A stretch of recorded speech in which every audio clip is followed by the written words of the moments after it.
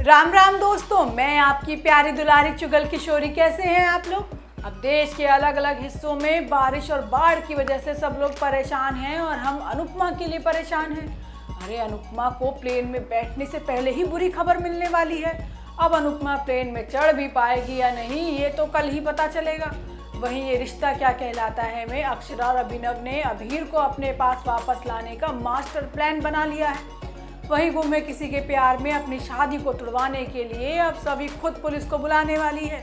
अब ये तो थी तीनों शोज की मोटा मोटी जानकारी, लेकिन पूरी जानकारी के लिए रोज की तरह आपको हमारा शो देखना होगा। तो चलिए जानते हैं कि आज अनुपमा के घर में क्या हो रहा है और उसके बाद फिर चलेंगे ये रिश्ता क्या कहलाता है में। अनुपमा को तो प्लेन में बैठने से पहले ही बुरी खबर मिलने वाली है। अब बस प्लेन पकड़ना बाकी है। अब छोटे की चीख सुनकर तो अनुपमा के पैर ही रुक जाते हैं और सामने खड़ी है गुरुमा। अब क्या पता गुरुमा अनुपमा को घसीटते हुए प्लेन में ले जाए। खैर ये बड़ा सस्पेंस तो आपको रविवार तक ही सामने आएगा और ये जानकारी सबसे पहले हम ही आपके पास लेकर आएंगे। आज के एपिसोड में आप देखेंगे कि अनुपमा के जाने का समय हो गया है और पाखी रोते रोते घर पहुंच जाती है। अब अपनी बेटी पाखी को ऐसा रोता हुआ देखकर सभी लोग घबरा जाते हैं। हालांकि पाखी छोटी की हालत के बारे में नहीं बताती। वो कहती है कि मैं आपके बिना कैसे रहूंगी।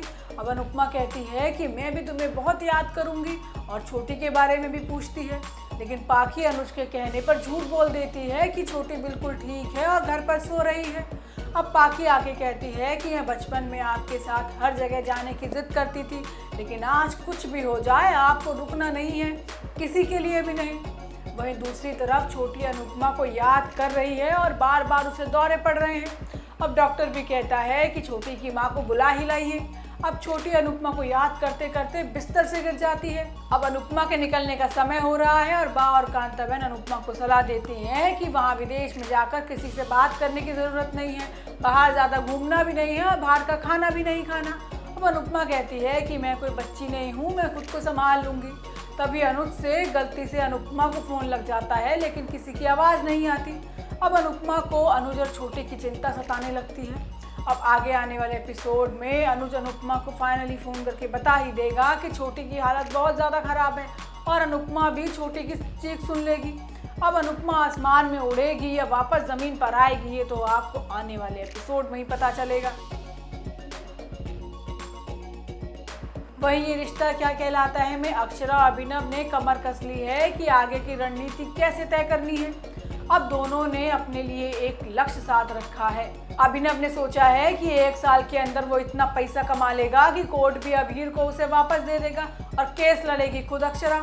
आज के एपिसोड में होता यह है कि अक्षरा अभीर के एडमिशन का स्कूल फॉर्म भर रही होती है, जिसमें पिता की जगह अभिमन्यु का नाम लिखा है।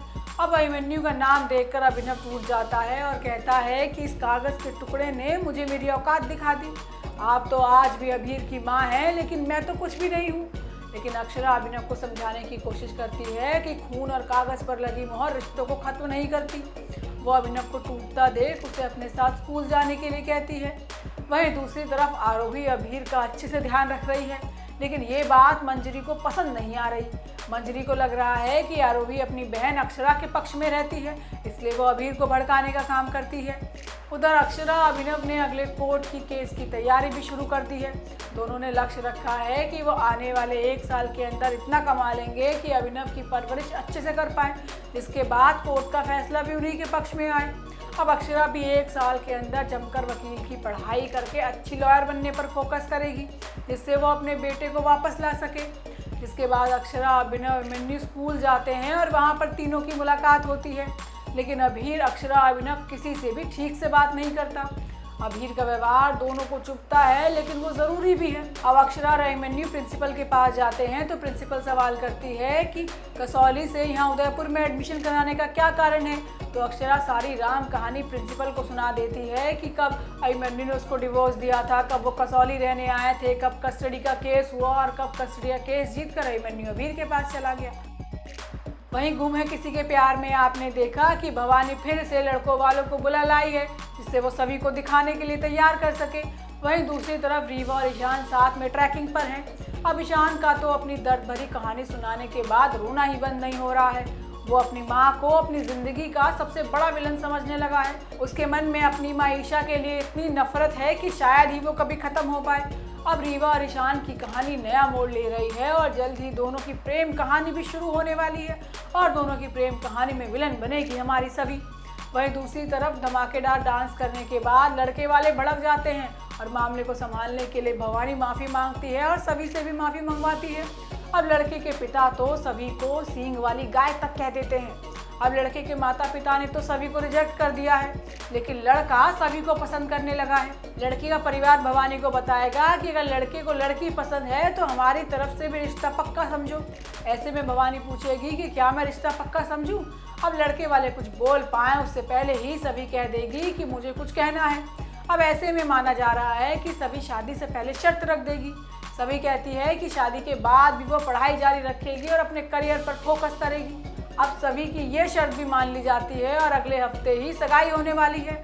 अब सभी अपनी शादी तोड़ने के लिए पुलिस का सहारा लेगी और उसको ये एडवाइस देगी उसकी ईशा मैडम।